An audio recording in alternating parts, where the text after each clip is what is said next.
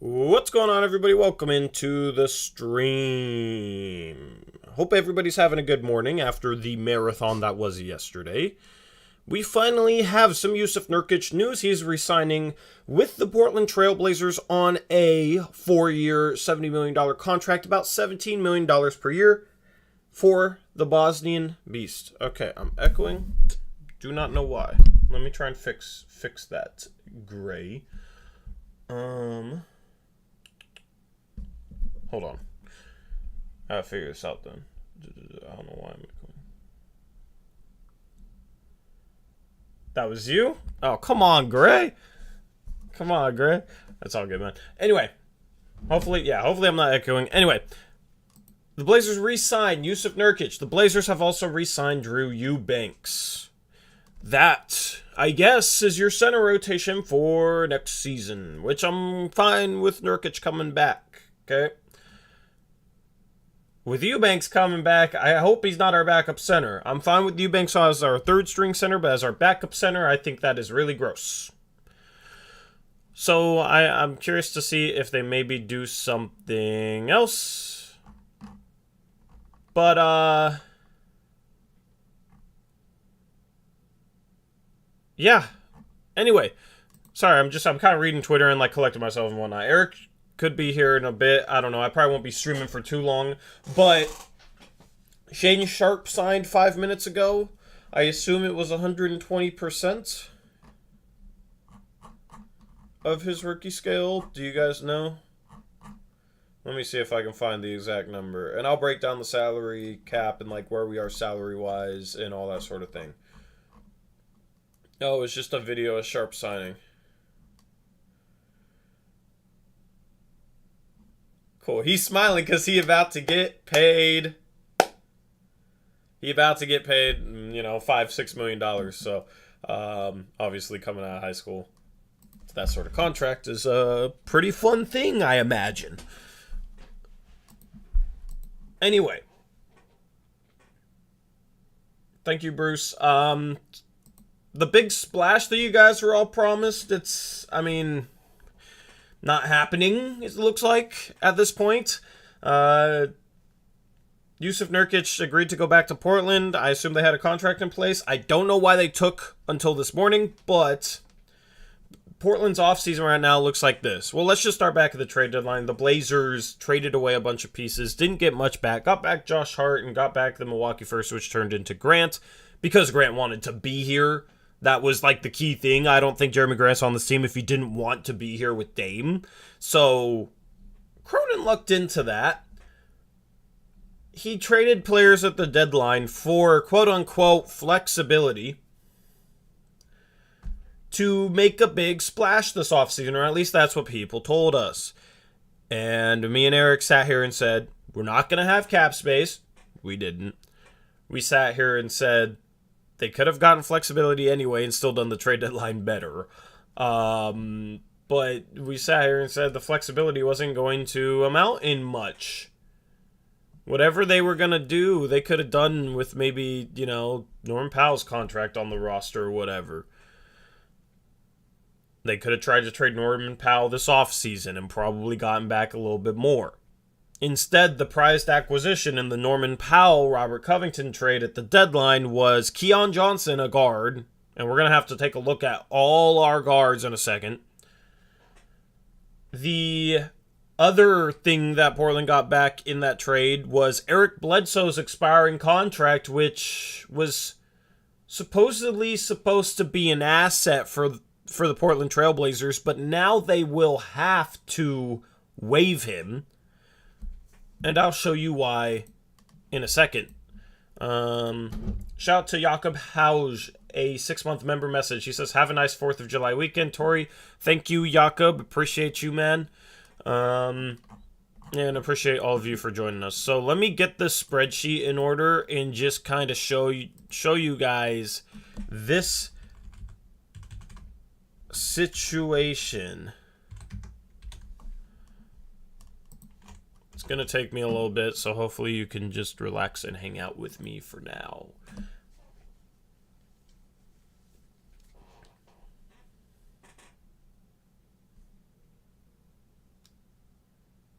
Also, the Twitter feeds will still update down below. Anyway, okay. Let me bring this up here. This is the Blazers salary sheet as of now. Let me update Anthony Simons' number.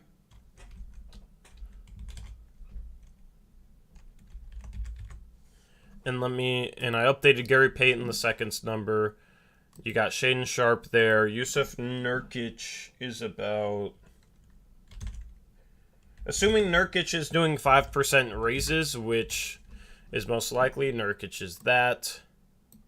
And then I don't know what they're going to do with Jabari Walker in terms of his contract. But you do have to sign another player to the roster. It could be a backup center. The Blazers could sign up to 2 and use a two-way contract on Jabari Walker. But the Blazers basically have 2 spots left as of now. Let's just say they sign Jabari Walker to get to 14 minimum roster players. And then let's take Bledsoe's dead money off for a second.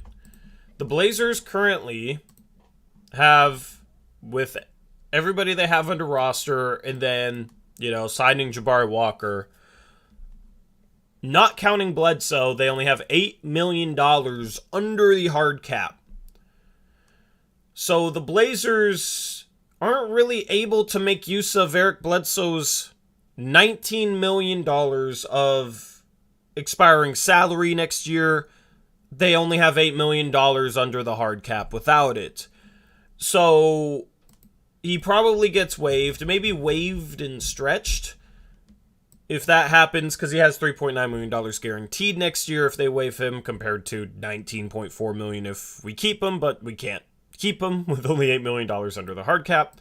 So once he's waived, if we stretch it, we have about $6.7 million under the hard cap, which got put in place by signing Gary Payton II.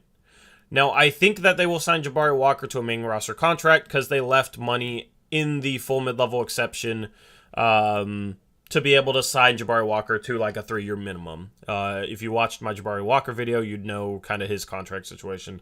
But basically, if you want to sign Jabari Walker to a 2-year minimum, you're fine. If you want to sign him to a 3 or 4-year minimum, then you need to take money out of a free agency exception if you're Portland, such as the mid-level exception. And the Blazers do have the money left in the full MLE to be able to use it on Jabari Walker. But they are hard capped because they dipped into the full MLE past the taxpayer mid-level exception. So, Portland is in a situation where, with all this flexibility, they traded for Jeremy Grant, and they signed a guard, and that's it. We tried to tell you guys that the flexibility probably wasn't going to amount in much, and this is where we're at right now.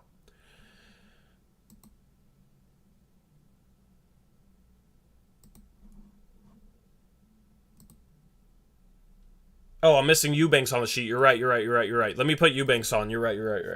Okay, let's say we add Eubanks.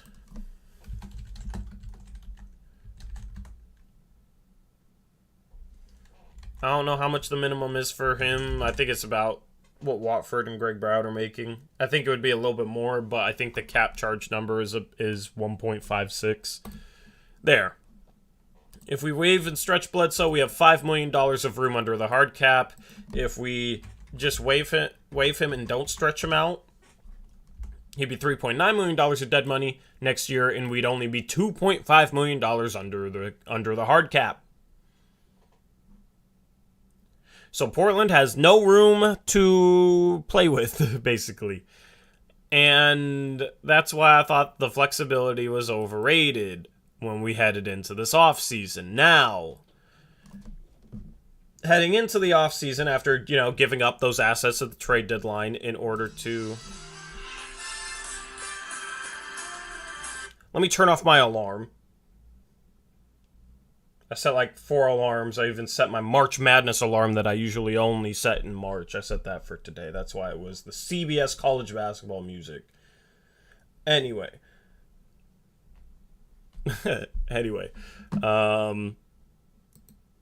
So Portland gave up. Portland didn't get a good return on value at the trade deadline, and they got quote unquote flexibility that was going to pay off later. That Los Angeles Clippers trade, the prized acquisitions were Keon Johnson and supposedly Eric Bledsoe's contract, which was going to be useful in a trade, according to people. That Eric Bledsoe contract, you can't even use it in a trade because Portland is so close to the hard cap that you basically just have to cut him. And so he's dead money. So it's a negative asset because it's dead money that's going to be on the Blazers' books. So, but Portland got a guard back in that trade, and Portland loves its guards, no matter who's in charge. Portland loves its guards. So you're going into this offseason. Jeremy Grant, cool, fine trade, right? But you're going into this offseason, guard-wise. You have Damian Lillard, Anthony Simons, Josh Hart, Keon Johnson, and Shaedon Sharpe. I think he has the size to play some 3, but, Shaedon Sharpe's like a 2-3, right? So that's 5 guards. 4 of which are in the rotation. 2 of which are probably your 2 best players playing the most minutes. And what do the Blazers do with their full mid-level exception? They sign another guard. And they're undersized once again. And they're going to be starting a 3-guard lineup once again, unless, you bring Hart off the bench and start Nasir Little, who I don't think they should have settled with as the backup, or as the starting small forward. So the only forward with some size that Portland got is one who just wanted to be here. A trade that Cronin looked into. I do not trust in Cronin as a GM yet. And nothing that happened this offseason leads me to trust in him more. Detroit and Jeremy Grant had a handshake agreement that Detroit would work with Grant on where he wants to go. That was part of the deal when Jeremy Grant signed there because Detroit didn't offer him any more money than Denver did back when Jeremy Grant was a free agent after the bubble, after the Nuggets made the Western Conference Finals. Part of the agreement with Jeremy Grant going to Detroit in free agency was they'd work out with him on where he wants to go in a trade. So that's the only legitimate forward acquisition for Joe Cronin. I mean, otherwise it's Gary Payton, a guard. Keon Johnson, a guard.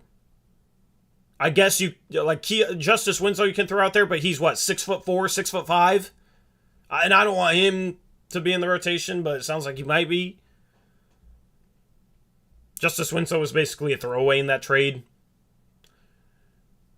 But yeah, Keon Johnson, a guard. Shaedon Sharpe, a wing. Josh Hart, a wing, I guess. I mean, I love Josh Hart, and I like the Shaedon Sharpe pick. I'm not necessarily complaining about these moves, but basically, this is a kind of Neil Olshey-ish offseason. And everybody said it was going to be different because of flexibility reasons, and Portland might have $60 million of cap space to go after guys who aren't even leaving where they're at. Zach LaVine, Bradley Beal.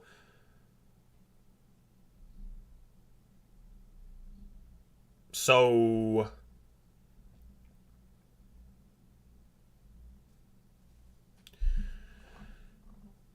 Chris asks, with a $5 dono, says, do you think Otto Porter Jr. to Toronto makes OG more gettable? Feel like a package of Hart plus Nas plus picks for OG makes sense with the current roster if possible. It might. I don't expect to be able to get OG for that. I mean, Toronto is asking for one of Hart and Nas, a future first, and number 7. So Hart plus Nas plus a future pick, I don't know. But here's the thing, to get those future first, Portland would probably have to unprotect their pick next year, and I'm just not sure this roster is good enough to justify that.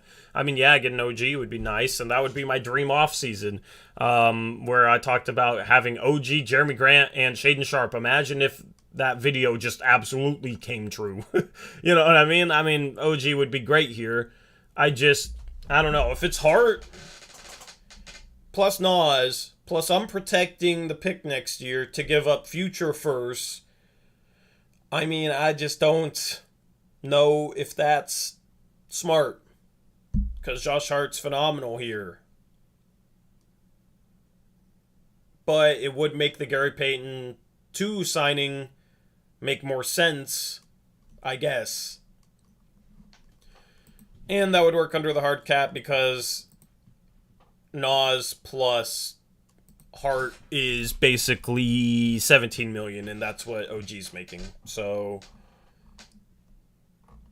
and you'd still have 14 players on the roster. So OG is possible. But basically, this whole intro, this 20-minute intro, is to say that the flexibility hasn't amounted in much. It hasn't amounted to what people thought it would. Malcolm Brogdon is getting traded to the Boston Celtics. Screw my intro. Alright, we finally got a bomb. A Woj bomb. Malcolm Brogdon to the Boston Celtics. Going to be interesting to see what the Celtics are giving up in order to get Malcolm Brogdon. But that's a good move for Boston, depending on what they give up. It's going to be interesting to see if Marcus Smart's in that deal or what.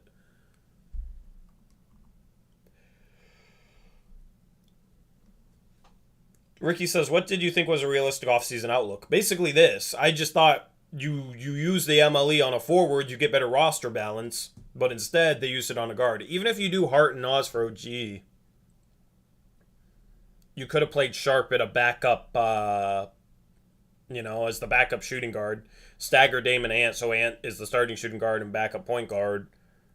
Then you have OG, and then you have whoever the backup forward is whoever used the MLE on. So even if you do trade Hart and even if you traded Hart and Nas for OG, it still would have made sense to go after a forward with the mid-level exception. But all the news leading up into free agency day was that Joe Cronin was going after Matisse Thybulle, Kenyon Martin Jr., who's a slightly undersized small forward. I'm trying to think about who I can't say here, but now Gary Payton II, Bruce Brown, basically just guards or undersized small forwards that can play defense, but it didn't matter if they couldn't do anything else because Matisse Thybulle isn't a positive in any other area. Thomas Bourne's $5 dono. Thank you, Thomas. He says, in the event Gary Payton does not play well this season, is his contract movable? Not easily. You're talking about $9 million a year for a guy who, he can play some defense, but he has 3 years on his contract and a player option for the third year. So if he doesn't play well, I could see him being a slightly negative value on that contract. I'm not expecting that, but still. The Celtics are only giving up 1 first for Malcolm Brogdon.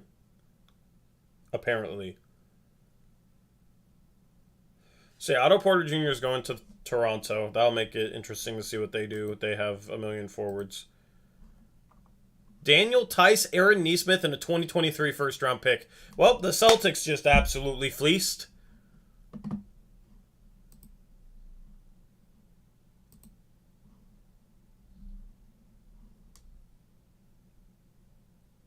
Yeah, the Celtics absolutely fleeced. Well, good for them. Brad Stevens has done a good job, man.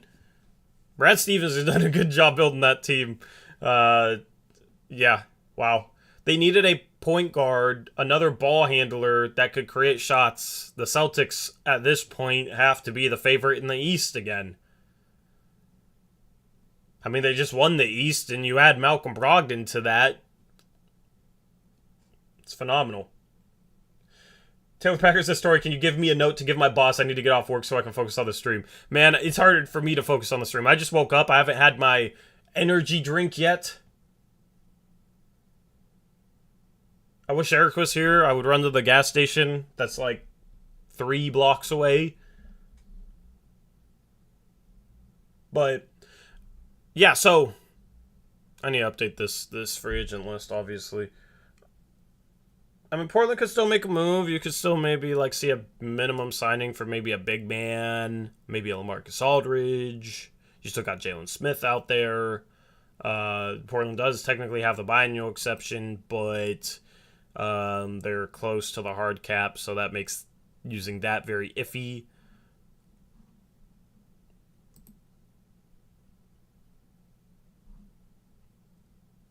Go on the Celtics. They wanted a true playmaking point guard. Yep, that's what they needed. You move Smart back to the bench, or Smart to the 2, Brown at the 3, Tatum at the 4 if you want to go small. Good for them.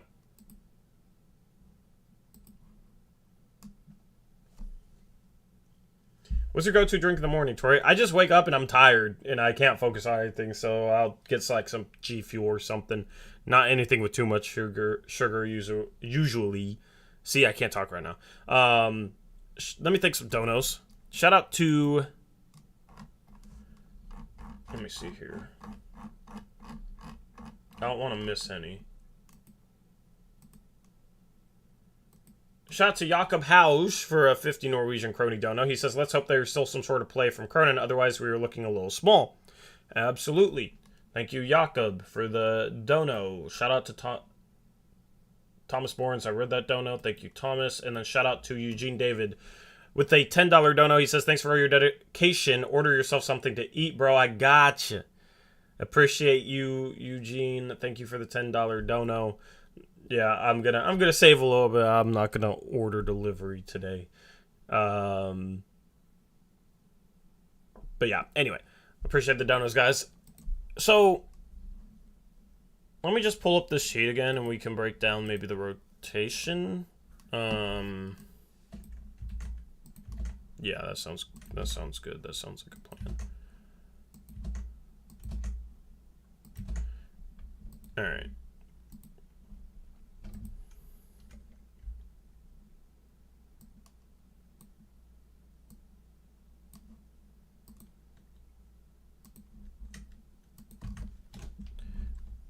Make sure this is actually on the screen. Okay, I need to go like 2 down. All right.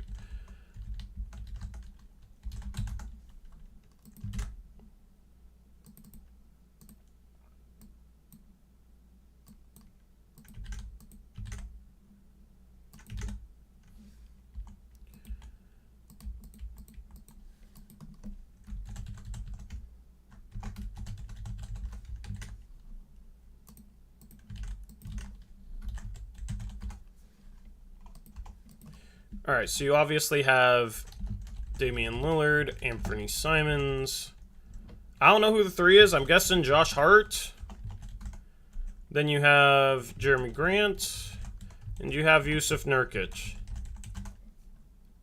Off the bench, I think you stagger Ant and Dame. You got Gary Payton II. You have Shaedon Sharpe. You have Nasir Little. And you have, right now, Drew Eubanks as our backup center, which I do not like. I'd rather have him as a 3rd string. He's not good enough defensively to be the backup center. If we're really going after defense like this, I don't like that as our backup center. I think that's just settling for mediocrity, to be quite honest with you guys. But minutes-wise, like, Dame will probably get his, customary 36, Ant 12 minutes. Right, and let's just add these 2 columns and make sure they add up to 48. I think, actually, we might need to create a 3rd column.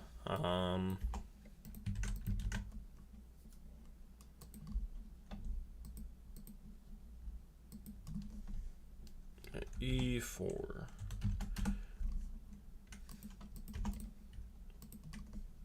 So then what? Anthony Simons like 35 minutes a game, I guess. So if he plays like 23 minutes as the starting shooting guard, 12 as the backup point guard, that's about 35 minutes for him. And then you got 25 at the backup shooting guard for Gary Payton. If he's in with Simons, you could say Gary Payton's the starting point guard if that's what you like better. I don't know, but Then you got Hart, you know, like 32 maybe minutes as the starting small forward. Sharp, you could play for 16 as the backup small forward. The reports are that he's going to play. So then you have Jeremy Grant at 32 minutes, and then Nas 16 is a little small, so maybe you go like 30 for Hart, 30 for Grant. And then, like, shoot, I don't know.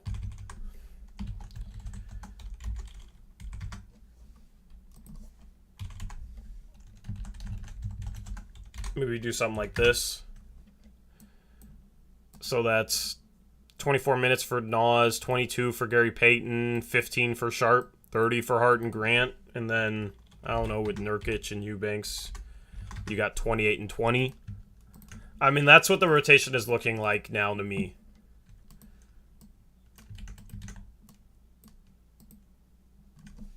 And then, like, minutes breakdown would look something like...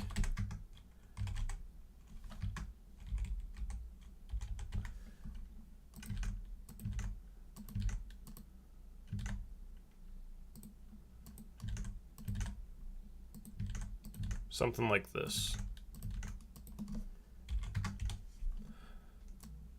That would be the minutes breakdown. So that's what we're looking at, I think, in terms of rotation if we don't do anything else. Which is very small. You got Nas at the backup 4. You got Sharp at the backup 3. You got Hart as the starting 3. Literally, you have, like, Eubanks and Nurkic as your bigs. And then you got Jeremy Grant as your, like, 1 forward. You got Watford there, too. And you got Jusuf Winslow, I guess, is a forward, but he's an undersized power forward. Watford played a lot of center last year. He's an undersized center. I mean, maybe the plan is to do Eubanks as the third string and Trendon Watford as the backup center, but Trendon Watford is a undersized backup center. I would rather play Watford at the 4 if we had to play him. The plan shouldn't be for him to be the backup center. He has an 8'9" standing reach, which is only 1.5 inches taller than Shaedon Sharp.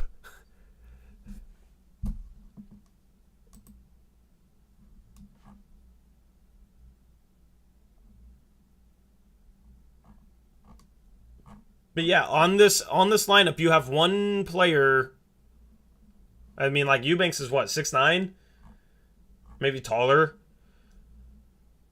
I mean, everybody else is 6'9" or smaller. If you take out Grant, everybody else in the rotation would be 6'5" or smaller. You're talking about Dame, Simons, Hart, Payton, Sharp, and Little, all 6'5" and shorter. Now, some of them have crazy wingspans, which allow them to play up a position, but basically the point is this roster is undersized once again after we talked about how, you know, and Cronin even said he doesn't want to settle for just playing hard at the 3 and being undersized again. Cronin said that. That came out of his own mouth. And he was talking about roster balance after the trade deadline. And then he went and signed Gary Payton II. Wouldn't this look a lot better? Let me just put this over here. This would look a lot better to me if you did it something like... Here's the thing. In this lineup, you can't play Nas at the starting 3 because then you'd have to play, like... I mean... Right now, I have him getting 6 minutes a game as the starting 3. If you start him, he's going to get more. So it's like, who's the backup 4 minutes going to go to? Hart? Sharp? That can't work. The only other solution is to play Grant more and then Nas 15 minutes at the backup 4 and then maybe like 12 minutes a game as the starting 3. But then you have less minutes for Sharp. You have less minutes for Hart. It's just like really weird to start Nas because you have Lillard, Simons, Hart, Sharp, and Payton. That's 5 guys that can't play anything bigger than a small forward spot. So Nas's minutes can't really come there now. But if you had used let's just say they used the MLE on Derrick Jones Jr. Okay, and that Derrick Jones Jr. is the backup 4. All right, maybe you try and get him more minutes, but it would be a lot easier to fit things in here. You know, you obviously wouldn't have Gary Payton. You'd have Josh Hart. And you'd be looking something like...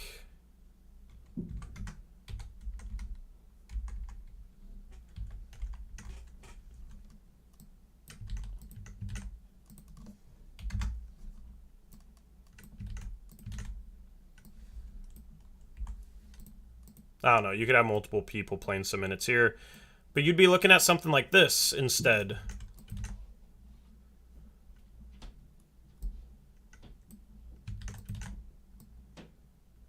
This is why I had an issue with it. Yeah, this would look a lot better to me. You have a lot more size. Derrick Jones Jr. back up 4, can play, you know, a few minutes at the 3, or maybe you consider that Grant at the 3 in some lineups. I don't know, but you have Hart playing the majority of his minutes as the backup shooting guard. You have Nas starting at the 3, Sharp playing backup 3, that's fine.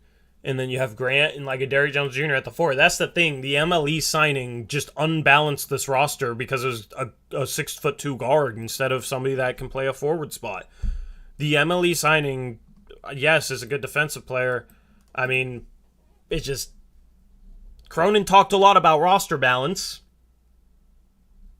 and finding, you know, talent at every position. And he did not back up those words with his actions because his MLE signing literally just completely unbalanced the rotation.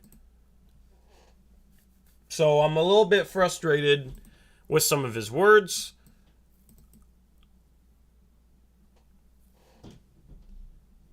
And that's what the rotation is looking like to me. Why do you not have Winslow up here? How are you, like, where do you want to play? Where do you want to play Winslow in this lineup, okay? Forget this lineup. I'm going to move it down. Okay? Who should get him? Who should get their minutes cut out of these guys? This is what these guys would be playing right now. Okay? Whose minutes are you cutting for Justice Winslow?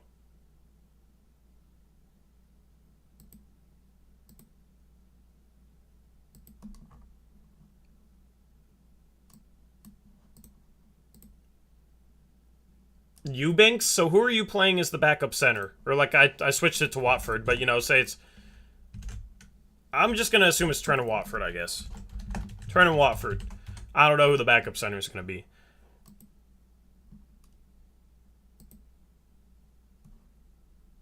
Sharp and Eubanks. Okay, so you cut Eubanks. Who are you playing at the backup center?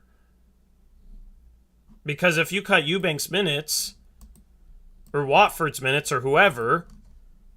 So you cut it to 12. You have 8 minutes left to fill here at a backup center spot, and who are you gonna play here?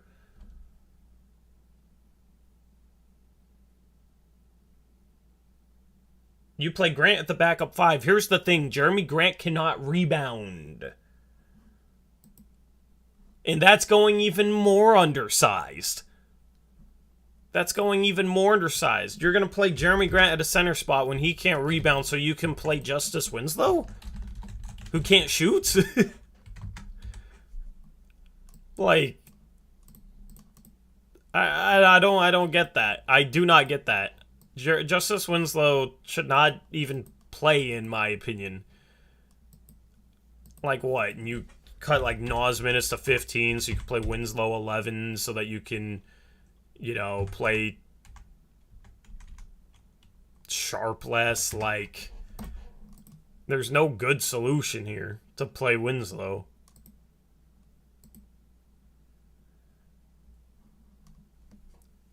Silent Wavy is saying, I'm just assuming Winslow gets some minutes because the front office is high on high. I mean, maybe. I just don't really know how they work out this rotation in that way. Jeremy Grant at the backup center spot is just not... the dude can't rebound. Like, we're already super undersized. And he is... Grant at the center is definitely undersized. Yeah, I get it. Small ball lineup center or whatever. But the dude is not a rebounder. Like... Let's see. Jeremy Grant last season averaged 4 rebounds a game. Oh, my voice. 4 rebounds a game. The year before that, 4.5 rebounds a game. His final year in Denver, when he played 27 minutes a game at this Power forward spot. Starting power forward, 27 minutes a game, averaged 3.5 rebounds per game. Guys, Jeremy Grant does not rebound. If you're playing Jeremy Grant some center minutes, that could be a major issue. Like, you're going to have to play him with Josh Hart and, Nas. Rebounding could be a major issue. But yeah, that's the problem, is starting Nas doesn't really work now.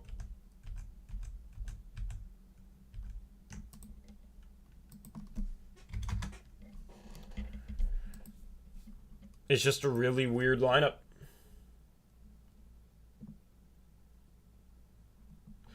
And it's funny because last night I came on after streaming an 8-hour free agency stream. I came on after the Gary Payton. The second signing had a lot of haters in here saying, obviously they're making a trade, you moron. Obviously there's a follow-up move, you moron.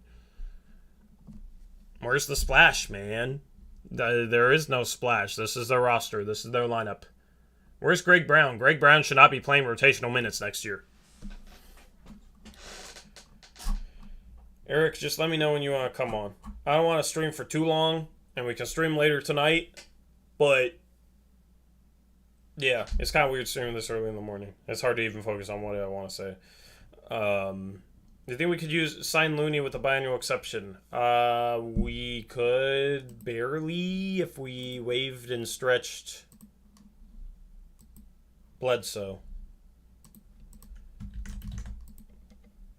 If we waived and stretched Bledsoe, you'd have about $5 million under the hard cap. You'd have $6 million if you signed Jabari Walker into a two-way contract. Oh no, you'd have to sign Jabari Walker into a two-way contract because he's our 15th roster guy. So yeah, assuming you put Jabari Walker on a two-way contract, the Blazers would have about $6 million left to mess around with.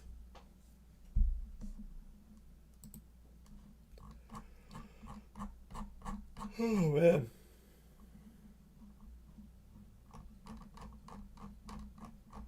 Did I miss a dono somewhere? Yes. Shout out to Paulie Ross, $5 dono. So start Sharp in both halves to gain experience at the 3 and have Payton and Hart come off the bench. Would keep us in games when starters are out. Yeah, I don't know how I feel about starting Sharp. I mean, if he earns it, he earns it. I wouldn't give it to him unless he earns it, though. Thank you, Paulie Ross, for the $5 dono. I want him to earn every minute he gets, and I think he can.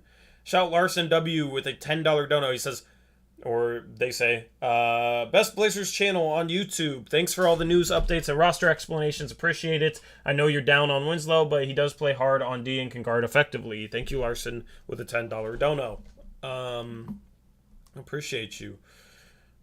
Here's the thing. So off the bench, Gary Payton II, not known as a shooter. Justice Winslow, can't make a shot.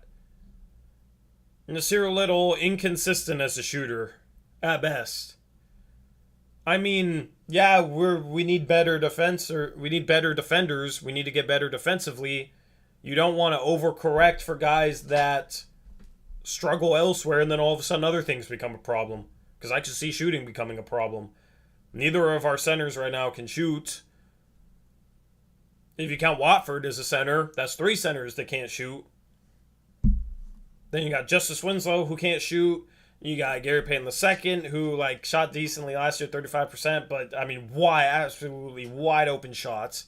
I'm not sure he can shoot well enough. I'm not sure Nas can shoot well enough consistently. Josh Hart's a career 33% three-point shooter. I mean, we could have a shooting problem next year. We could have a spacing issue. You could have guys loading up on Dame every time he drives. You could have guys loading up on every pick and roll. All right, Eric, I'll call you.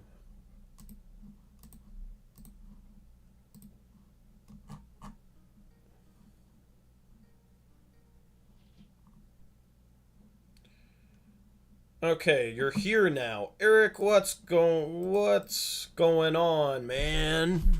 Good morning, everyone. How's everyone feeling? I'm exhausted from yesterday and from I don't like streaming in the mornings, but we got to do what we got to do. Yeah. Um, Thanks to everyone for tuning in. So I I missed your first part of it. I came in when you were on a spreadsheet doing minutes. Yeah, I And don't even people are remember asking the like, first part of the stream, to be honest. What were you saying? people are asking why like Keon isn't on there and like we have no room to play anyone. Yeah. Yeah, so I just want to address this comment in chat. And Henry Walker, thank you for the comment. He says, have you ever thought that this is the very beginning of the off-season still, Tori? Have you ever thought that? It's not. What? We have 14 players on the roster right now. Yeah. So, when I saw that comment, I needed to go. I needed to talk. Well, yeah, isn't that what we've been hearing the whole time? Is like, just Yeah. wait, just wait, just wait. All right. I don't care if you about I told you so's. I don't care about any of that crap. Like, I don't care about clout. You guys know me. I don't do stuff for likes, whatever. I'm not clickbaity. I just say how I feel, right? And for me, I've been saying since February 10th or whatever day that those other trades went down, there is no plan. There is no DeAndre Ayton. There is no Kevin Durant. There is no Zach LaVine. There is no Bradley Beal. There is no magical player that's going to be part of the plan that's coming here. There was no master plan. It was, oh, let's get all this flexibility and sell that. Kick the can down the road. We'll tell our fan base that we're going to do all these things in the future, and then when those come up and we don't do anything, then we'll still have people defending us saying, "Oh, you don't know what they're doing yet. It's not over. They could still make moves." Yeah, you know what? Well, they hard cap themselves. They can't really make a ton of big splashes now. So even if you wanted to make a big trade, you're pretty much limited on what you can do with that anyway. This is our roster. This was their plan. They got one defensive guard and re-signed everyone else, and that was their actual plan. They didn't have one, okay? They didn't have one. All these people tried to sell you guys on us having a plan, and we were gonna be shown, Tori. We'd be sitting here in the offseason being like, you guys will owe Cronin an apology when you see what he's gonna do, right? No, man, all of that. We've been telling you guys for 5 months almost now that there is no plan. He's just a bad GM. He's not bringing in some master thing. It's like, quit holding on to this hope that we're going to somehow land a big-time player. It would take a miracle for a team like Toronto or something to all of a sudden want to give away an OG for nothing after they wanted the world for him a week ago, you know? It's not happening. We basically are running a team with Nurkic back as our starting center, which a lot of these people who said that Cronin had a plan, right, didn't want Nurk back as the starting center. They thought the plan included upgrading there, right? That's not happening. Nurk is our starting center. We needed a better backup. Nope, let's just re-sign Eubanks and call it a day, right?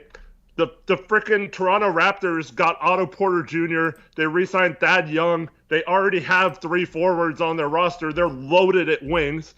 The Boston Celtics just traded for Malcolm Brogdon, which was a very good move for them. They gave up a first and a bunch of scraps for him.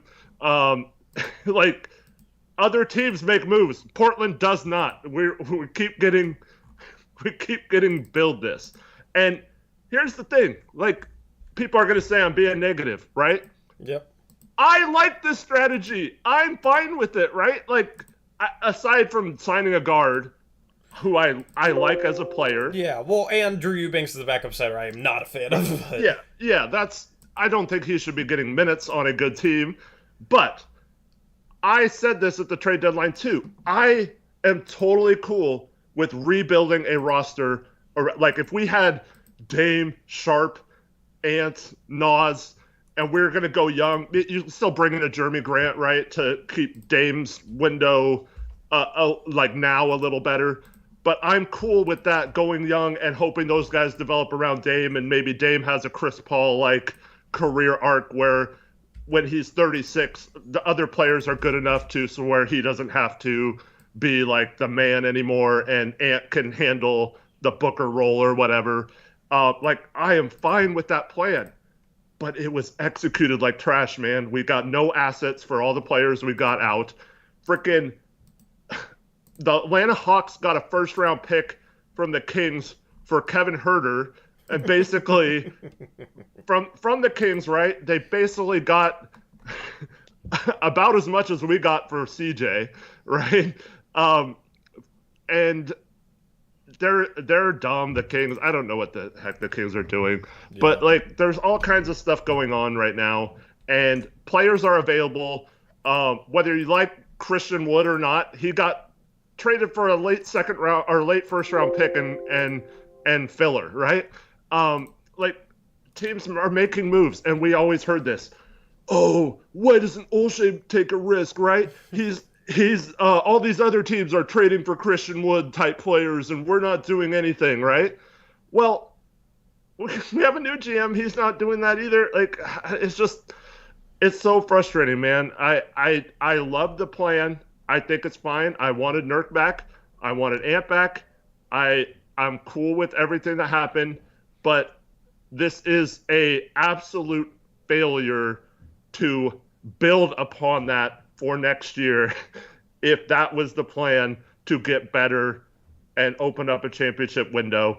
We basically are now, I kind of have to agree with the people who say we're just kind of running back the same thing and trying it again, and I can't justify it. I'm sorry. Like, we could have been sitting here with, there's plenty of bigs, or there was a lot of bigs that signed for the minimum, and there was a lot of wings that signed for either the tax mid-level or the mid-level exception, the same money we gave Gary Payton. We could have had a bigger roster, and it could have been justified like, hey, I know Otto Porter Jr. is not a huge splash, but look, we got bigger on the wings. That's something we really wanted to address, like they said they wanted to, right? Yep. So don't sell me on this plan that you're gonna make big changes are coming. We are gonna get bigger, more athletic on the wings, and then you just run the same thing back. Mm-hmm. It's fine, right? It's fine if that was your plan, but don't sell all these people on the hope that big changes are coming, all this flexibility. Just wait till summer. You'll see our plan. It'll all come together. Don't sell us that bull crap, because it's the same thing Olshey did, a snake oil salesman. Oh, big things are coming. Don't worry. We'll eventually make a big trade. 2016, I have to make all these big contracts so we have enough contracts to trade out for a star eventually, right, when we consolidate. And then the consolidation never comes, right? Yeah. So all this stuff is to say, just be transparent with your freaking fan base. I'm so sick of this, man. If you wanted to go young around Dame and you were going to bring everyone back and that's good enough for you, just say it's good enough. But don't say it like a week ago. Don't sit there and sell us on this crap that this roster is still not good enough. We're going to make big changes in free agency. Just wait a week. Like, don't sell us that crap. That's all I'm asking. And that's all people were asking of Olshey, too, to not lie and be sleazy and all that stuff. And Cronin's telling you the same stupid logics to everything, down to the roster construction, everything. He's going to sell you the exact same crap that Olshey did. And these same people that are sitting here telling us that we're being negative and morons and all this stuff are going to try to justify it because he is a nice guy and it's somewhat different other than Olshey. And I'm not defending Olshey. That dude deserved to be fired. Screw him. Get him the heck away from our franchise. But it's the same thing. Don't try to say or spin this in a way like, well, you know what? Gary Payton can play power forward because he plays bigger than his size. Yes, I know that's probably true, but he's still 6'2", 6'3", right? Like, it's still the same. Just I just don't get it. It's so frustrating. If you wanted to run back a roster and you felt like you just needed more depth at the guard, it would have been really stupid for that to be the plan going into free agency. But at least they would have been honest and said, hey, we're still looking for depth at the wings. We feel like it wasn't the small ball that didn't work. We feel like it was the fact that we had players that didn't play bigger than their position, right? If they would have said that, then it's totally fine. Then I get Hart and Gary Payton playing small forward and stuff. And you could say they have that dog in them, right? They have that grit and determination that's going to change and be different than having a Norman Powell and CJ at those positions, right? So that would have been fine, right? Mm-hmm. But no, they said the exact opposite. Yep. The exact opposite of what they said, right? No, we are going to get bigger and longer at the wings. We don't want Josh Hart playing small forward if we don't have to. We're going to try and address this so we don't have these size issues, right? Yep. That's exactly what they said. Yep. And they did the exact opposite. Yep. We blew up the team for flexibility so that we could get bigger, longer, more athletic, and we got smaller. That's what I have a problem with. They justified their crappy trade deadline with something that they didn't even try and act on. Like, the dude from before free agency, I saw somebody say, what if they went after forwards and they get him, blah, blah, blah. They were going after Thibault. They were going after Kenyon Martin Jr., who's like 8'6" standing reach. They were going after this archetype of player, a wing/guard who could defend, which, I mean, yeah, we need to get better defensively, but we didn't need another guard. So it frustrates me that they straight up lied. They straight up lied. And the whole flexibility thing that they touted wasn't actually something that was real. And I know, Eric, you say, do not hear for I told you so or anything, but it's like, I saw this coming from a mile away. I mean, we've been saying this for 4 months. Like, I didn't think he would. The only thing I didn't see coming was I didn't think he'd use the mid-level exception on a guard.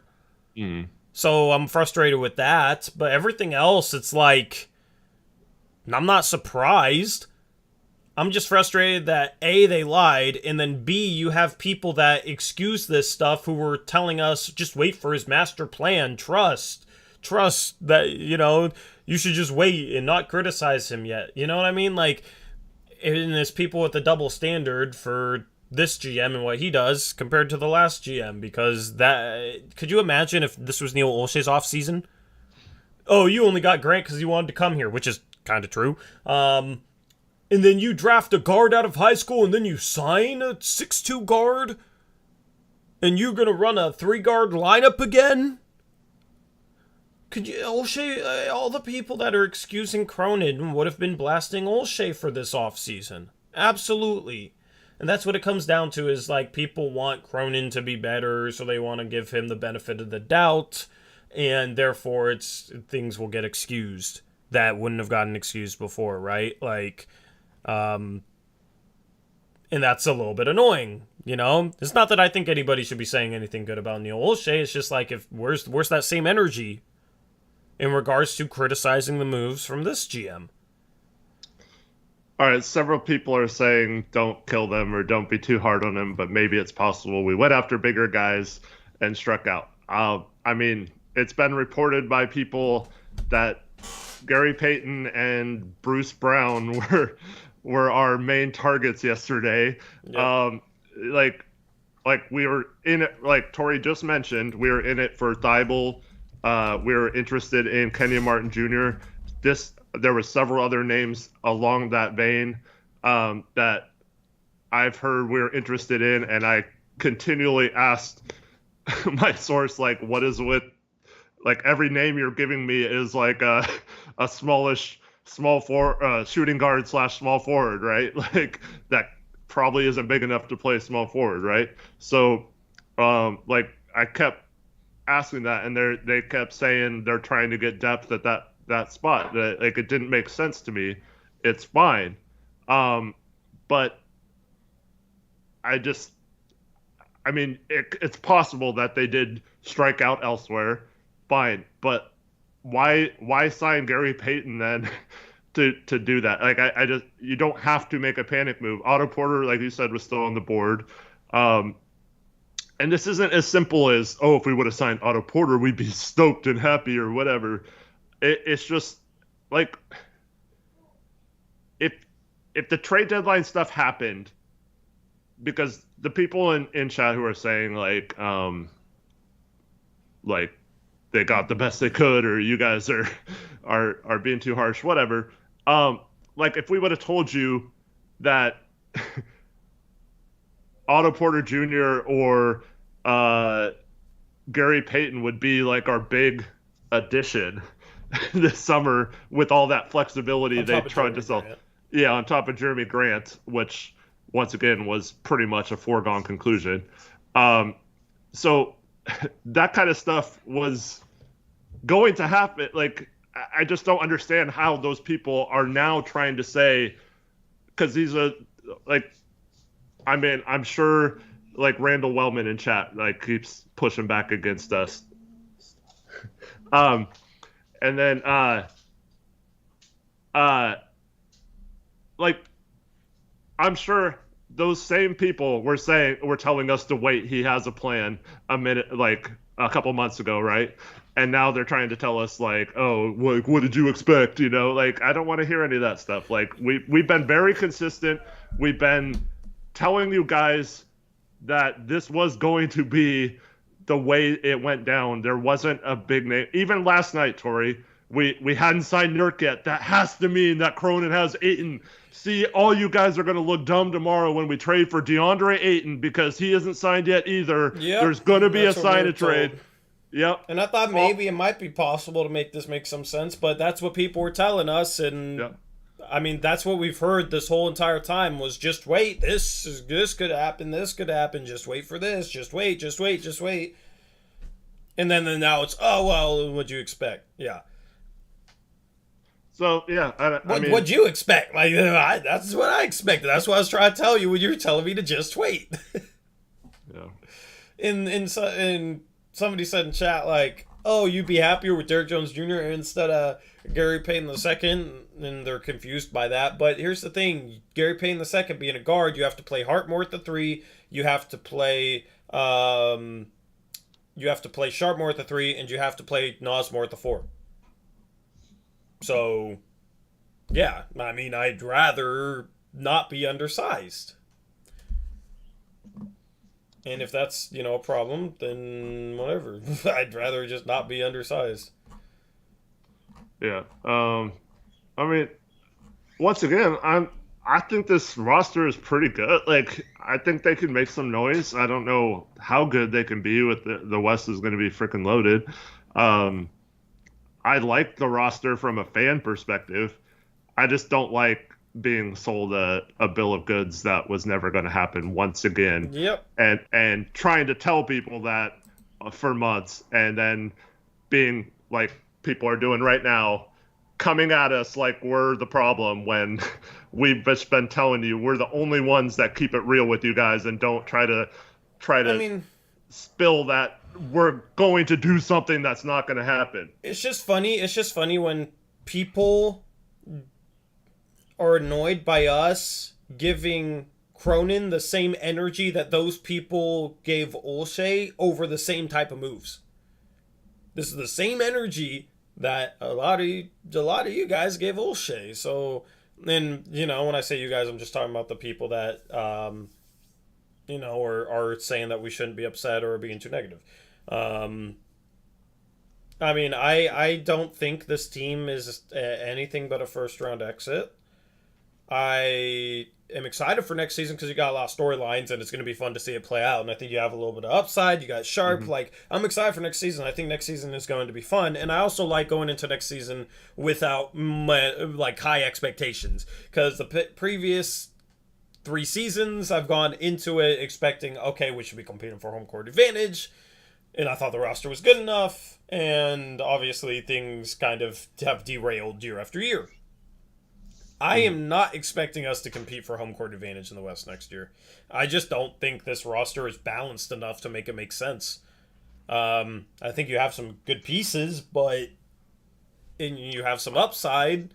This is going to be the lowest expectations I've had going into a season since I started the channel. And that's fine. Because people said my expectations were too high last year. So if my expectations are too low now, so be it. But yeah, I don't really have high expectations going into next year. But I'm just gonna enjoy it and have fun covering all the subplots and storylines and that sort of thing. You know what I mean? Like I'm cool with that. It doesn't have to be a bad thing.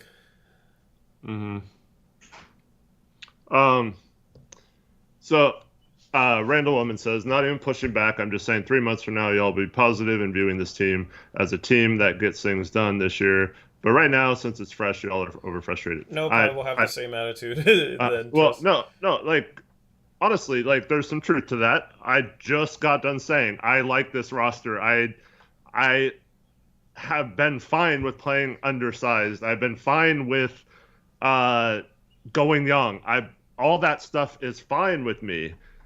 I just think getting hard capped is going to limit if a star, like I said last night, if KD for some reason requested a trade here, it's pretty much impossible to make it work math-wise, and stuff like that. So I'm more frustrated with the fact that it's been sold like we were going to make a big change. And then there's another comment about how so this isn't about like Derek Jones and Gary Payton and stuff like that. Like, the whole point of this flexibility was to make it so we weren't talking about signing a Gary Payton Jr. or a Derek Jones type player, right? We were supposed to bring in a player that was going to be better than those guys, right? And Gary Payton Jr. or Gary Payton II, sorry, is a good player. He's a great role player. He knows his role. He's a great cutter. A lot of things we've been missing for this team. It's great. The problem is, once again, I don't see how he gets a ton of minutes, as you just broke down before I got on. But the whole thing about it is, yes, Cronin hedged his bet, and this is my problem.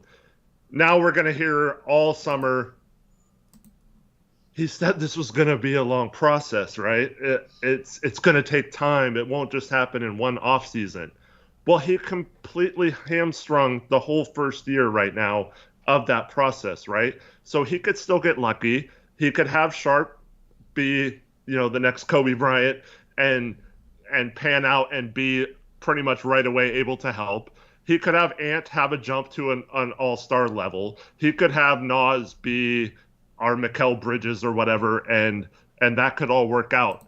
But this all goes back to me. He had all those things already when he became the GM.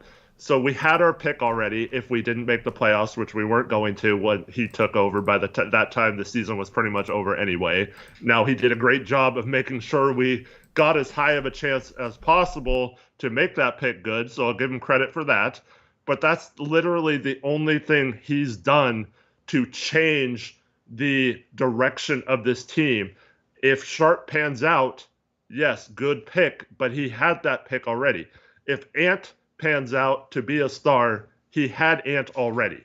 If Nas turns out to be a star, he had Nas already. So what is he doing to add to that so that we had, because the main problem is we could have had all that and added good players around them to do things, and we completely fumbled trades at the deadline, so it made it so we didn't have assets to pull off his plan. Like I said, I've been saying for 5 months, and now we see why you needed assets to pull off that plan, because we only had one future first-round pick to trade, so it meant we could only get the Jeremy Grant trade and then nothing else, where we see all these other players going for for mid first round picks or whatever, lottery protected picks. And so this is just, it comes back to me. I like the plan, but I'm not going to give a GM credit for something that is pretty much as basic as he could have done with his offseason, right? It's just basic. And I can still like the team, but be unhappy that he didn't improve it more this offseason. That both can be true. It's not a case where you have to hate the roster if you don't like the moves or whatever. I still love all the players on it, including Gary Payton II, who, in case you missed the stream last night, I went to Oregon State, so I'm a huge Gary Payton II guy. Love his game, love his work ethic, love his attitude, love the type of person he is, and he's a great guy to have on the team and a teammate. I'm just frustrated that now we're hearing it's just kick the can down the road again. Don't worry, something will happen. There's still a trade coming. There's still moves next summer he can do or whatever. It's going to be the same stuff, people. Like, we don't really have any ways to make a big trade right now. And so from what's being reported, Drew Eubanks was told he'd be our primary backup center. So this is our team. I don't understand. Like, we're not getting Nerlens Noel to be the backup center or anything like that.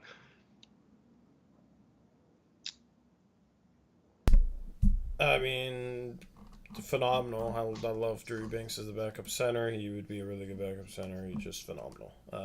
Really like it. Really, can't understate it. I can't overstate it enough. I really like Drew Eubanks as the backup center. Yeah. And I'm just that's what I'm gonna go with for the rest of this room, man. And we could be. I mean, we're obviously, for sure. I mean, we addressed our scrappiness problem, right? We talked.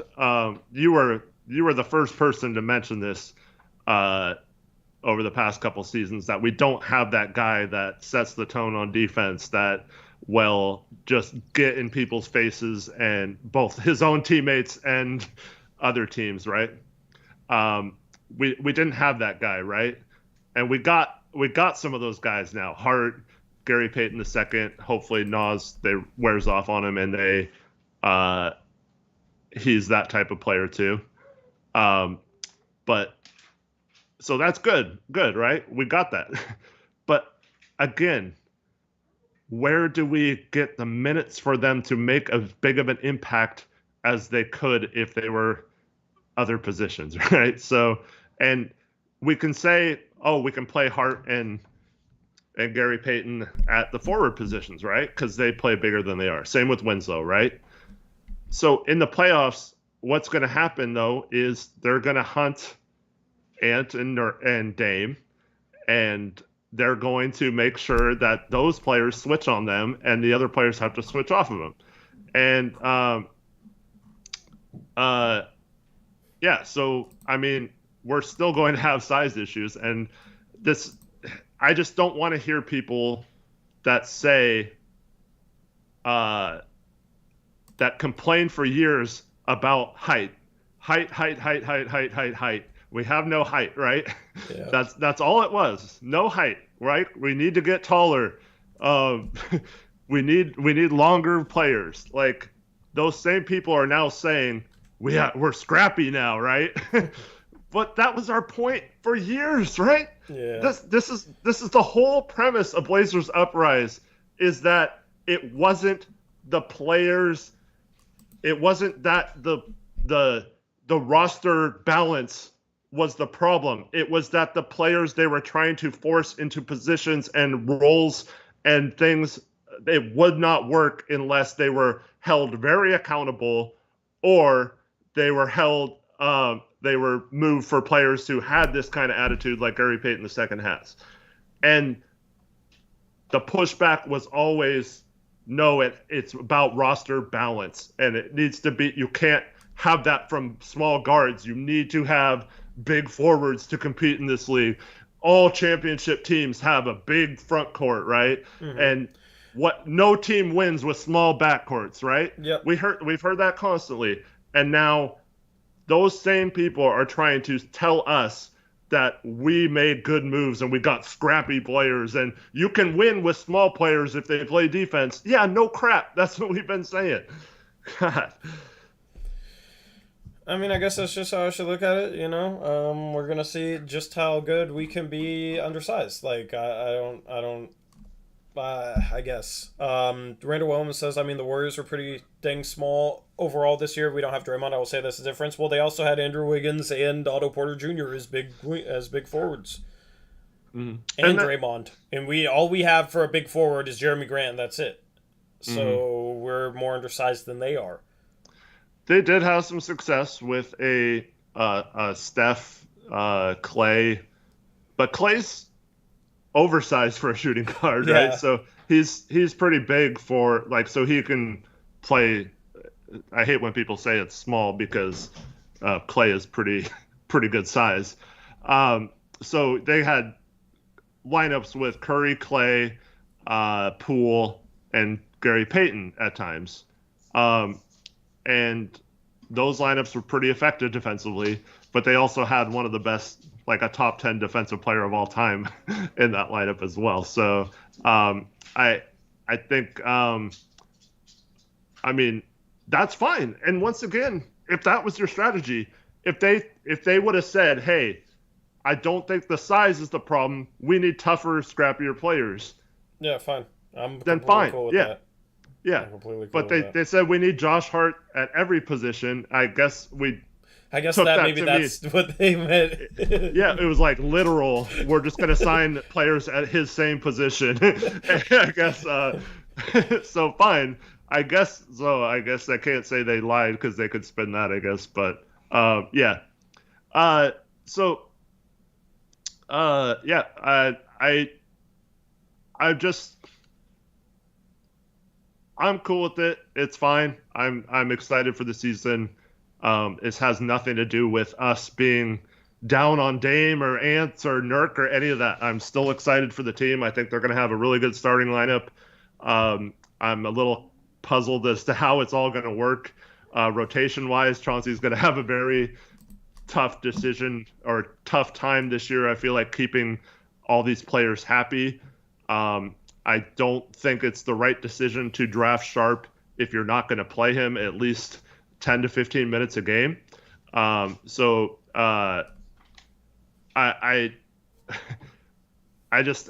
don't know what's going to happen, but I am excited to see how it all plays out. And I'm still going to be a Blazer fan, and I'll still wear my heart on my sleeve every day. And if you guys don't like that, then this channel, like I said, is probably not for you. But I'm going to speak my mind, and I'm going to say how I feel, and that's just how I am. We give you guys try to give you guys the knowledge that no other media for the Blazers gives you, and I just hope you guys can appreciate that we're doing this all live. Like yesterday, we're on the air for 10 straight hours, right? Yeah. Pretty much. And, you can nitpick anything we say for 10 hours, right? But it's not radio even. We don't even get 4 breaks an hour or whatever. I think I took 2 bathroom breaks, and then we had the little break between that. So, there's going to be times where people we're gonna say something for over 10 hours that someone doesn't like or thinks we're negative or whatever. But this. We've streamed almost 12 hours in the past 24 hours. Let's just say that. Okay, So I mean, just kind of exhausted, a little exhausted at this point. We try our best, man. Anyway, Derek Jones Jr. signs 2 years, $6.6 million, so $3.3 million a year. I think we probably could have had him with the taxpayer mid-level exception and not been hard capped and had our forward. And wow, yeah. Shoot, we could have signed him with a biannual exception for more than that if we wanted to. I mean, maybe he wanted to stay in Chicago, but I don't see him passing up millions of dollars to. I mean, I'm not going to argue about bringing Derek Jones. I mean, I would have been fine with it if it had happened, but I'm not going to complain that that Derek Jones didn't sign here or whatever. I mean, Derek Jones is just a lot like Gary Payton, just bigger and at a forward spot. Like, they have a lot of the same traits, I think. Yeah. I think Gary Payton will be fine. I mean, I'm not saying he won't be fine. I'm Yeah. just saying, Yeah. you're talking about a forward that has a lot of same traits, could have came much cheaper. Like, just seems like it would have been the better decision to me, in my opinion. Anyway. Yeah. Nothing against Gary Payton. I think he's a fine player. Just in terms of, like, what we needed on this roster, considering what we already had. Yeah. I will say Gary Payton now has championship experience that... So did Norman Powell. Yeah, I know. I mean, Norm's a specific example of someone who definitely did not want to be here. And much like Jeremy Grant, I think we had a handshake agreement with him to trade him to LA as soon as we could or whatever, But, yeah. Yeah, which would make that deal make more sense, I guess. But, yeah. Anyway. But, yeah, it's tough because, so just to get you guys through my thought process, so I'm expecting us to do something with the 7th pick to get bigger, right? And then we take Sharp. I'm totally cool with Sharp. I said some things before the draft that I walked back. I'm all in on Sharp, whatever, cool. Then we can address our other problems in free agency. And I want to give Sharp some developmental time, right? And then we go and sign a guard with our one avenue. And not only do we do that, but we do it in a way that limits basically any other move for a full calendar year. I don't understand from the Blazers' perspective, no matter how good Sharp and Gary Payton are, I just don't understand how it appears that was their way of thinking and what they needed to do, number one goal to improve the team, right? So this is why, it seems like we're upset. It just, everything that happens, it's I agreed with people up until free agency started yesterday that maybe there was something coming.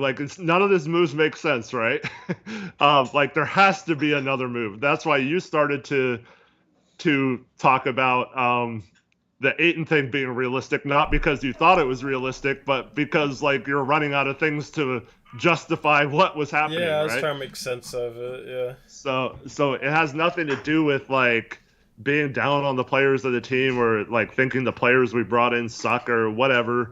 But it's confusing to me that this appears to be their plan, was to say that they needed to do things differently and then go right back to doing the same thing. And I'm sorry if what me being upset that that's what they thought was best for this team is troublesome to me.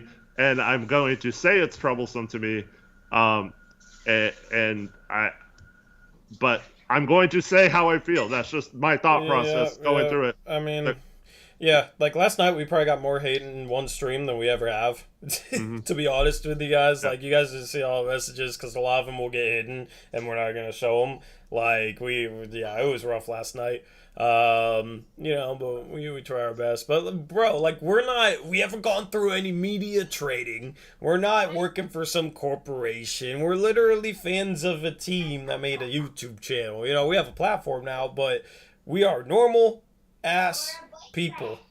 You don't necessarily get used to just seeing a bunch of, vulgar things, ridiculous things said about you live in a chat, because of what you're saying. You know what I mean? It's especially, after streaming for 10 hours, you don't necessarily get used to it. So, I mean, a lot of people, I think next season I'm going to try really hard to just ignore stuff like that. It doesn't really bother, it probably seems like it bothers me, but it doesn't really, truly bother me a whole lot. It's just, I just think some of it's kind of silly, and I call it out. Probably shouldn't talk about it as much as I do, but I don't know. Last night was rough, so it's venting session. That's what it becomes because I'm not super. I don't know. I'm not used to it, and I probably will never be. So, just the way it is. Anyway,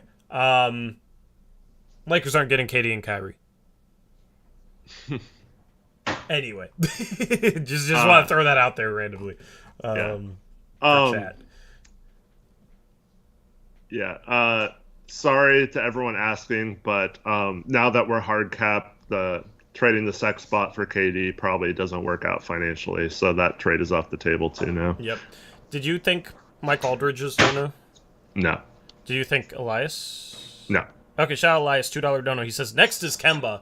Well, we don't have the room under the hard cap to even absorb his salary. Like, you couldn't do Bledsoe for Olynyk plus Bledsoe. Or you can do Bledsoe for Olynyk plus Kemba now. Because we'd be above the hard cap. So, thank you, Elias, for the $2 dono. Shout out Mike Aldridge, $10 dono. He says, I disagree with the stake. Cronin has said this is going to be a 2-year process. I do appreciate all the hard work you guys do. I mean, that's the thing, is a lot of the conversation is that he said that they needed to get longer and bigger and more athletic, and then he went after guys that did not fit with what he said. So, that was a big issue with Cronin, is he wasn't transparent with this. He said that he preferred not to have to play hard at the 3, and now he definitely has to play hard at the 3. So it's just the fact that he I feel a little bit misled by him is part of the issue. Thank you, Mike, for the $10 dono. Shout out to Gray Hughes Investigates, $5 dono, says, let's bet $50 they make it out of the first round. Boom. Hustlers beat talent often. I am down, Gray. I will gladly lose $50 if they make it out of the first round. All right, I will dono you $50. Deal. I will go to your channel when you're streaming. I will dono you $50 if they make it out of the first round. Remind me of this, Eric, when they make it out of the first round or something. I will. So, Chris S., $5 dono, says Blazers Uprise is sponsored by Ball Shaver for the smoothest balls in town. Thank you, Chris, for the $5 dono. That was, hashtag ad, I guess. Ball Sack Sports sponsor right now, right? Yeah. Except Ball Sack got, canceled or something, but I think they came back. I don't know. Was there one up above Elias? Larson.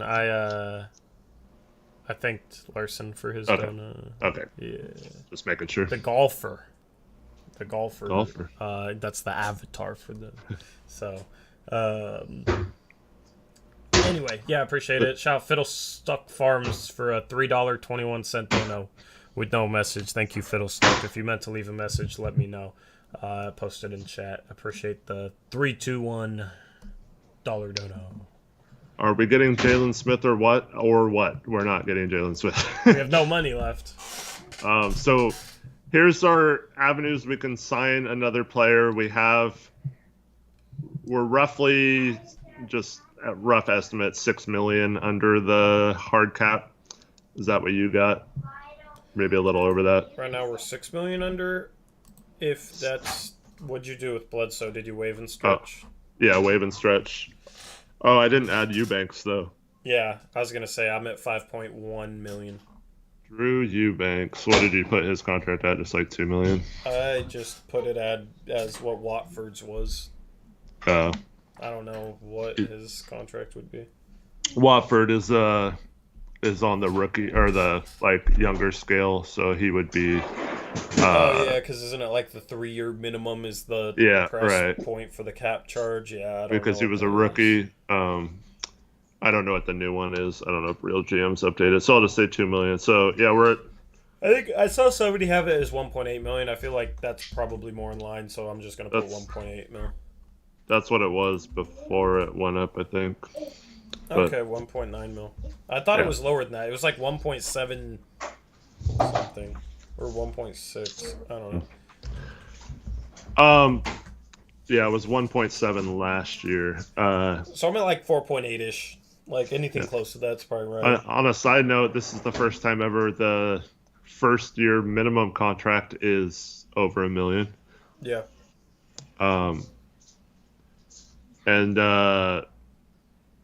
So yeah, when you think about other moves, that gives us just enough, I think, to use most of the biannual exception on one more player.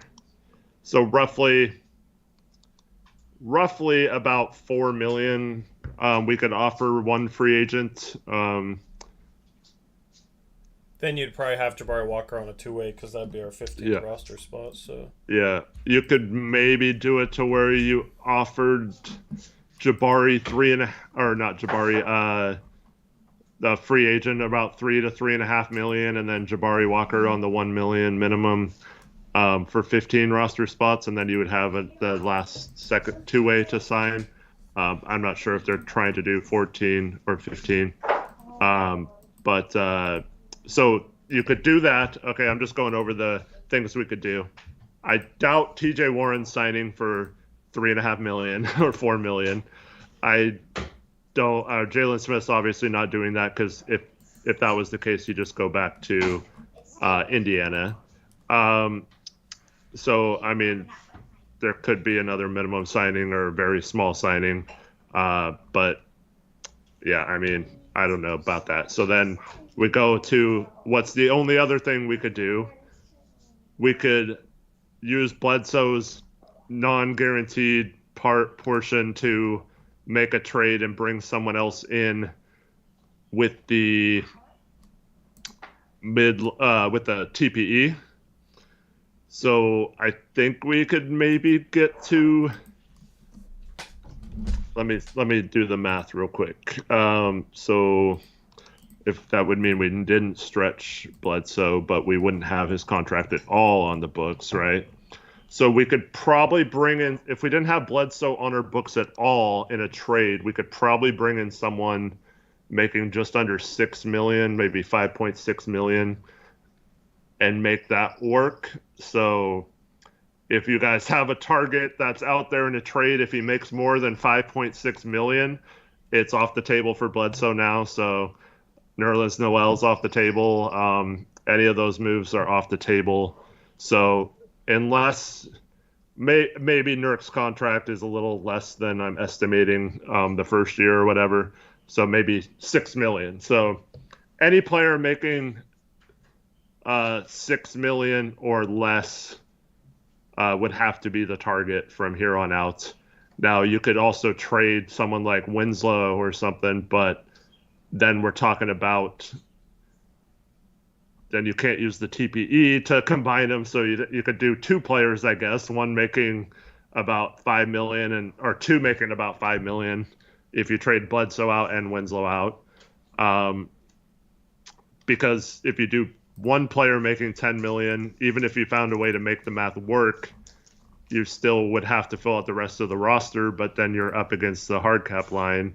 So how do you sign another minimum or whatever? So, yeah, it's just going to be tough to get any player different than that. So there could still be another small move, but I mean, I'm pretty sure the Nerlens Noel thing is dead unless we're trading Josh Hart, which I'd be surprised about. So yeah. So George, Bledsoe for Isaac is impossible to do. We cannot do that anymore. It's off the table. Trading for someone like Jonathan Isaac, we'd have to include Josh Hart and Winslow at this point, and maybe Bledsoe's non-guaranteed portion or whatever. Yep. But to be honest, I mean, so Crushable's asked at this point if there's only one move left, what would you rather see, a forward or a backup center? Like for me personally, I'd rather get a more capable backup center. I'm fine with Drew Eubanks as the third center, totally cool. But I'd like a completely capable backup in case Nurk misses games, which is very likely. So I would like that, but from everything I'm seeing, it appears that the Blazers are pretty much done. Yep. Yeah. I mean, they made a good biannual exception. I mean, maybe it makes it a little bit better, but yeah. It's just tough. I don't know. It sounds like they're happy with, like, Justice, Winslow, and Drew Eubanks in our rotation, Mm-hmm. which I don't think other contenders would be satisfied with having those guys in the rotation. The Clippers last year, even though they were banged up, weren't satisfied with having Justice Winslow in the rotation. And then Drew Eubanks was a guy that wasn't on a team last year until we signed him, and then played decently for a tanking team against an easy schedule. Eubanks is fine as a third string big, as a backup. It's just not ideal. But team's gonna do what they're gonna do. Whatever. I don't know. I'm not super happy with Eubanks as the backup center, to be honest. Yeah. I mean, they still can sign LaMarcus, I guess. Robin Lopez signed elsewhere today. I think he signed with the Cavs. Yeah. If I'm not mistaken. There's also so I don't know how to pronounce this, but the question is the Jeremy Grant trade finalized? Could more pieces be added in that? I mean, I don't know how more pieces could be added other than, once again, if it's a player making under $6 million, I guess he could be added to the other TPE. But we're Jeremy Grant just perfectly fits into our big TPE, so we can't add another salary there because we're not sending out a player in that trade theoretically. So I guess if we sent out a player, we could then make a separate trade. It would look like one trade, but broken down into two separate ones. So we could probably do something like that, but just in terms of adding another piece like a Nerlens Noel to that trade is physically impossible. And then the whole thing with I've seen John Collins is still available in chat. So how are we getting John Collins without being able to trade Bledsoe's full contract? Because now we're talking about Hart. Sorry, guys. Hart, Winslow, Nas, but then we're still bringing back more salary than we're taking out. And we still need to fill multiple roster spots to get back to 14 in that situation. So we're right up against the hard cap, which always brings me back to getting hard cap limits any of those kind of moves. So if you want to get a John Collins still, that's going to be very, very, very difficult to do now. I mean, it's not impossible per se, but I just don't know how they make the math work on that. Yep. Yeah. That's the thing. Any trades for big salary players, I see people just tossing out, oh, well, they could do this, they could do this, they could do this on Twitter, and none of it works. None of it works. And I guess, I don't know. People can hope, I guess. I'm not going to try and save people from being disappointed when we don't trade for John Collins. Sure, if people want to hope for John Collins, go ahead. No problem. Shout out Carter for a $5 dono says, let's just disregard the hard cap and trade for Durant, Ayton, Collins, and side Derrick Jones Jr. and TJ Warren. Derrick Jones Jr. went back to the Bulls, but other than that, yeah, sounds like a good plan, man. I appreciate your $5 dono. Yeah, we just need to go past the hard cap. We just need Joji just needs to spend money, right? That's how it works. As YYC said, Kai Sato is our only hope now. Gotta sign him. And then XC Dep was asking, well, can't we just package DD and Keon's contracts to get something? So both of them are making, I think Keon's a little over $2 million, DD's 1.5 or something. Yeah. So together they add up to 3.5, maybe $4 million, if I'm a little off on that. PJ Washington, maybe. I don't know. Well, but again, combining those guys, we're talking about that same $4 million to $6 million player that I just said was our max we could get. So sure, we could make any kind of combination to bring in a player in that range, but that's basically what we're limited to is because those two don't add up to a lot. It would still be the trade exception if we brought in more than, you know, 1.25 times whatever their contracts end up. So roughly 5 million. So I don't know. I don't think you could get a better player doing that than you could just signing someone to a biannual exception or something, right? So like I don't know what to do with those guys other than maybe dump them to just save roster spots, but then you still have to sign someone to a minimum to replace them, so it doesn't really save you that much money. But yeah. Yep.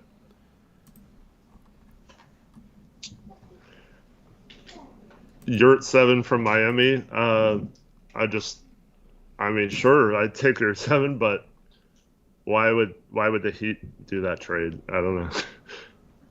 They like Yurt 7. Yeah. You'd have to give up value for him. He was solid for them last year. Jordan asks, is it possible to have a trade cap-wise like Dame and Hart for KD? Are we ruling out a Dame trade 100%? I'm ruling it out, yes. I refuse to talk about Dame trades unless he actually changes completely who he is as a person, and I don't think that's going to happen. But it would technically be possible to trade Dame for KD, yes. But why would KD want to come here if we're trading Dame for him?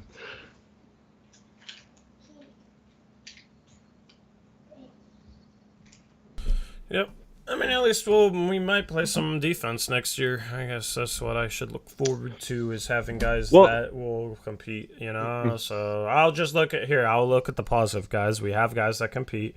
We have some dogs on the team. You got Gary Payton and Josh Hart in that regard, so that's fun. You got some athleticism.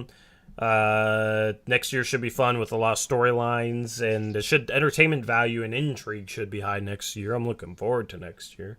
Absolutely looking forward to next year. We'll see what happens, man. And I actually like not having too high of expectations going into next year. So I'm looking forward to next year.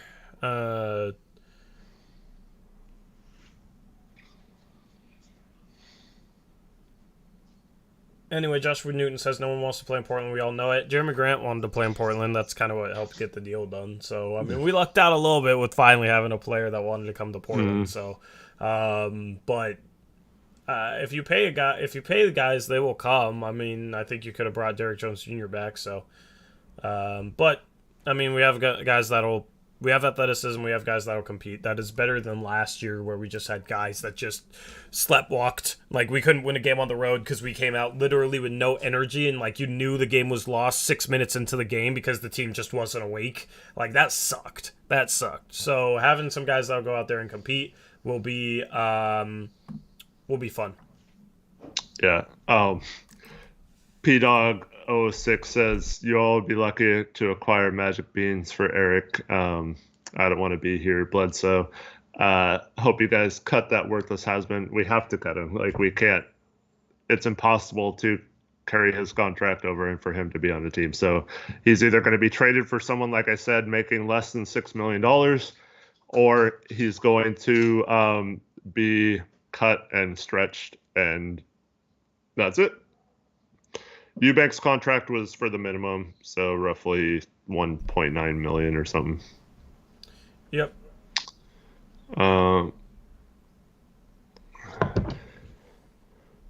If this is a 2-year plan, do you still hate it? No, I don't hate it. I didn't think that the team should do panic trades for 1 year. You know, I know that it's a process. Sharp, give him some time to figure things out. Simons will continue to get better, I think. So I'm fine with it being a multi-year plan. I just wish, the front office would not lie, or I wish they'd be more transparent. And then B, I don't know. I just wanted a forward would have balanced the roster better. If we just signed a forward, I would have been happier with this, you know. But I mean, at least Gary Payton II competes, and is a classy guy. So I mean, it could be worse. We've certainly had worse off seasons. Don't get me wrong. That's why I'm not sitting up here like ranting about anything. Because trust me, I absolutely could. If I wanted to, but I don't think this is that level of bad. It's just really confusing, and it'll be interesting to see how they sort things out, man.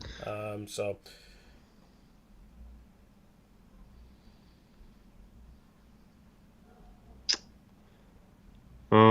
Yeah, it'll actually be fun having a team.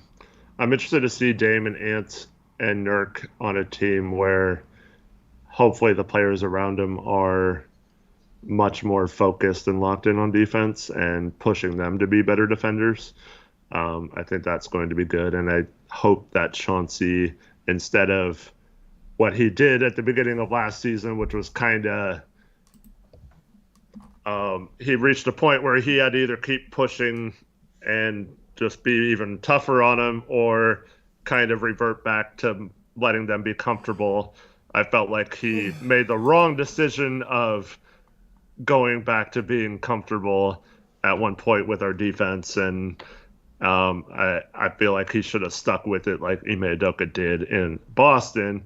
So it'll be interesting to see if Chauncey then goes back to, because I don't think anything would have really mattered. So ultimately, it didn't end up costing us a season or anything because our season was screwed once Dame went down. But I just really want to see these kind of Chauncey players with Chauncey also implementing his exact defense he wants to have, and hopefully that wears off on the rest of the team and they all develop that mindset. Blazer fan says Golden State's GM lied too. Well, when you win a few championships, you get a little leeway. You know what I mean? Because when he lies, normally he makes moves that help them win championships and contend for championships. So if Cronin lied to help us contend, cool with that. I would love that, actually. Well, I mean, they offered Peyton $6.5 million. They were not willing to go up to $8 million. So I think I saw if they signed Gary Payton to the contract we signed him to, it would have been an additional $60 million on top of the $8 or $9 million he signed for next year. So, they chose to let him move on for the $60 million. Also, I mean, you guys or some people say like you don't know what happens behind the scenes. It's very possible that Gary Payton knew that he could be more of a focus on our team versus just another guy on their team, and he asked if he could go to Portland because they really wanted him. Like sometimes it's as simple as that. I don't think that's what happened in this situation, but I think Golden State just realized that their tax bill is enormous, and I don't know if they could justify bringing him back at almost $70 million price tag for one season. Yep. Looney signed. Yeah, 3 years, $25 million. It's a good contract for them. But see that they had the other pressing, like they had, if there was a choice between Looney and Gary Payton, unfortunately they had to choose Looney. But yeah. Always compete says, do we have a pick in next year's draft? We do if we do not make the playoffs. We do not if we make the playoffs. That pick will go to Chicago, and then that will be the end of what we owe in terms of future first-round picks, and we could have all our future picks opened up next year. But as of right now, if we make the playoffs, we will be giving our pick up. Yep, I mean, around the trade deadline, Portland might be in position to protect that pick to Chicago and maybe use it in a trade. If they're hovering around like 5, 6, or maybe they make lighter protections on it. I don't know. There might be they might be in a position to open up future first at the deadline by changing the protections, agreeing to Chicago with that. at the deadline, but that's the thing, is if the Portland's doing really good, then they probably don't feel the need to swing, so it kind of cancels out.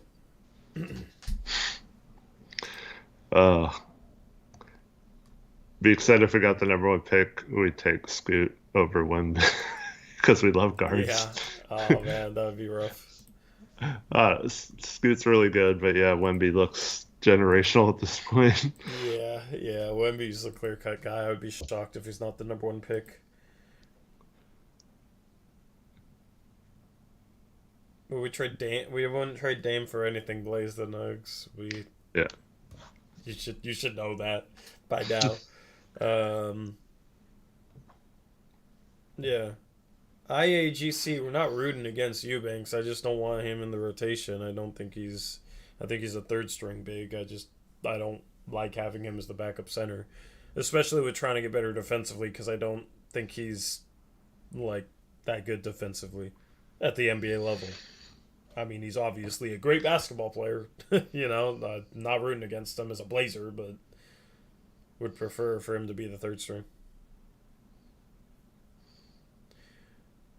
The roster overall now is fine. I just think we have a surplus of players that I would like to play more minutes that are going to have minutes cut. That could affect rhythm and stuff for some of our shooters and guards. So there's going to have to be some sort of limitation with at least 2 of those players that are going to get much less minutes than they probably deserve, with our 1 through 3 positions. And then I feel like we have very little depth up front in our 4 or 5 positions, especially if there's an injury or something, knock on wood. But I mean, there's players are going to miss time throughout the season. So I think I'm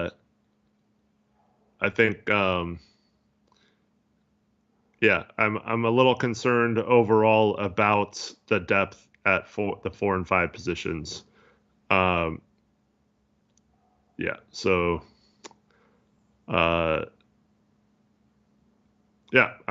So overall, I'm excited that the roster is going to be fun to watch. I'm excited about Ant, Nas, Nurk, Dame being healthy.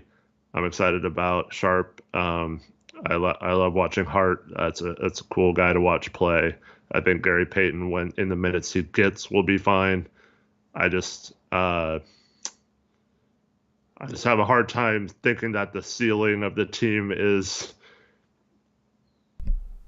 capable of doing a ton of damage with how young they are at certain positions, and how, even if all the guards are the best possible players we could have gotten, how it makes sense to, when they're not playing as many minutes as they could possibly play. Mm-hmm. Anyway. Keep going, I guess, yeah. Jake Sports, I know we explained this many times yesterday. So I'm assuming you meant Simons, not Simmons, but can you explain why we can't trade Simons? So we agreed to a contract with him. That means he is on our team. You can't sign and trade your own free agents from your doing. So that would mean that Ant would have to be the one backing out of the trade, and then he would have to somehow sign a contract and talk to Brooklyn, being the one team we need him to talk to, and opt out of or back out of our deal and then go talk to another team. And it just happens to be the one team we were going to make a sign and trade with. And then on top of that, he'd have to work out a contract with him. And then we'd have to work out some sort of deal involving him, and Brooklyn would have to want to try and sign him too, or whatever team that you want to talk about. So that's not how it works. You can't just sign a player and then be like, oh, we have 5 days now to try and trade him before he signs the actual contract. That's not how the sign and trades work. And anyone saying that, just you can politely tell them that that's not how it works, and that he is a Blazer. And I don't think the organization wants to trade him, and I agree with that decision. I think Ant wants to be in Portland. He's happy here. He likes his situation here. We cleared up a path for him to be a starting shooting guard, and there's no way that situation is going to deteriorate to a point where Ant's gonna back out of a deal and then go sign elsewhere, and it just happens to magically be the team that we needed to have him sign with. Yep. Anyway, I'm tired. I'm just exhausted. People keep saying I look sad. I'm just tired. We've streamed 12 hours in the past 24 hours, and that was after I got 2 hours of sleep last night, and I'm still feeling the repercussions of that, and I'm tired. Alright, so we will keep streaming this off-season on our second channel, Blazers Uprise Live, link in the description box below, so go subscribe. We stream Mondays, Thursdays, going live 9:30 p.m. Pacific time. We'll also have a watch party live stream on this channel for the first Summer League game, which is in 6 days against the Detroit Pistons. You got Sharp versus Ivy, so that'll be fun. We'll do a watch party for that. A lot more, fun, energetic stream probably. I'm looking forward to that. And yeah, subscribe. We'll drop some videos and that sort of thing. Pineapples, I did a minutes breakdown at the start of the stream if you want to look back at that. Yeah, I'm exhausted, man. Let me thank this dono and then we're gonna head off. Fiddlestuck Farms, $3.21 donation says, would you contrast this team to Golden State by position? Not really, because they have versatile lineup options. You got Kevon Looney, Nemanja Bjelica, Draymond Green, Andrew Wiggins, Otto Porter Jr., all his big fours, Jonathan Kuminga, even all his bigger forwards that we don't really have. Like, we got Jeremy Grant and Nurkic and Eubanks and Watford and Winslow. Like, I mean, Winslow doesn't even have size, so I shouldn't even include him, but, like, our size is nowhere near as quality as theirs. So, I mean, but we'll see. I mean, I'd love for this team to just be phenomenal randomly. I mean, it's easy to say just replicate what they're doing, but if it was easy, why doesn't every team have that free-flowing ball movement offense and attached team-oriented defense, right? So I like that they're going to try. Hopefully Chauncey can pull it off, but we need to do a much better job of utilizing our players moving off the ball. So that's going to be one good thing about players like Gary Payton is he now came from a system where he knew how to do that, and he's very good at moving off the ball and can handle the ball and pass a little bit within the flow of the offense. But it's really hard to say, oh, we're going to be just like that when we've been saying that we need to do that in in previous seasons, and it's never really looked that way for the Blazers or frankly any team really to try to duplicate it. Yep. Anyway, what's up, Bonnie? Thank you. Yeah, I'm looking forward to Summer League at this point. But, if anything else happens, we'll stream. If not, then we'll be live again on, what's today? Friday? We'll be live again on Monday. Monday is 4th of July. Oh, well, maybe we'll go live on, Sunday then. Sunday night instead of Monday. Yeah. We'll tweet it out on the Twitter page, and we will tag everybody in our Discord server. The links to both of those are in the description box below. And if we go live on Sunday or Monday, if nothing else happens, we'll go live on our second channel, Blazers Uprise Live. So go subscribe to that link also in that description box. Anything else, Eric? Thanks everyone for tuning in again, and especially those who have tuned into every stream. And I'll see you guys next week unless there's another signing or trade or something. Yep, sounds good. Anyway, I hope you guys have a good rest of your Friday until whenever we catch you next. As always, peace out. Go Blazers.